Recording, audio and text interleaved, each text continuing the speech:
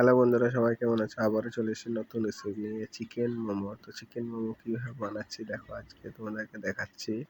এটা চিকেনের মশলা, এই দেখো ছোট্ট করে বেলে নিচ্ছি। প্যারা দেখো কইটুকু ছোট্ট লুচির মতো, লুচির থেকে ছোট্ট সাইজে ছোট্ট ছোট্ট করে বেলে নিচ্ছি।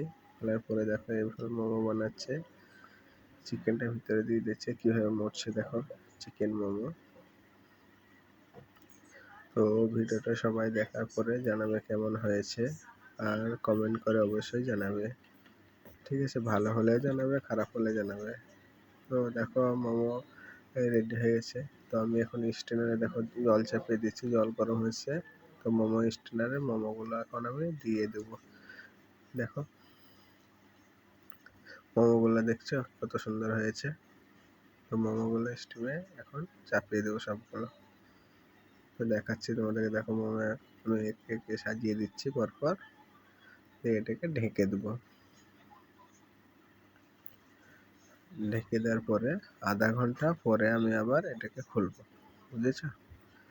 এটা মোমোর মশলাটা হচ্ছে তোমার চিকেন কিমা আছে, চিকেন কিমা করে নেবে প্রথমে। হালকা লঙ্কা কুচি, ঠিক আছে, হোয়াইট পেপার, আজিনামোটো, লবণ, কাঁচা পেঁয়াজ, ঠিক আছে, ভালো করে মিক্স করে নেবে।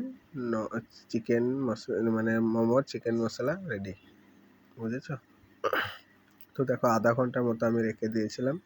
তো আধা ঘন্টা পরে আমি দেখো স্ট্যান্ডারটা খুললাম। তো আমি মোমোগুলো এবার আস্তে আস্তে তুলে নেব। দেখো মোমো পুরো রেডি হয়ে গেছে, দেখছো? মোমো একদম রেডি, বুঝতে পারছো, দেখেও বুঝতে পারছো যে মোমো হয়ে গেছে।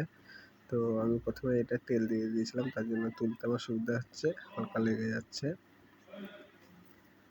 তো আমার ভিডিওটা দেখার জন্য তোমাদেরকে অনেক অনেক ধন্যবাদ।